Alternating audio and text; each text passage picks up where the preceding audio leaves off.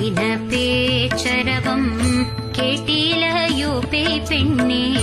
காசும் பிறப்பும் கலகலப்ப கை பேர்த்து வாசனரும் குழல்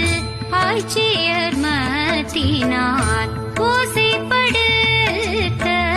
தைரரவம் கேட்டிலையோ நாயக பெண் பிள்ளாய் நாராயண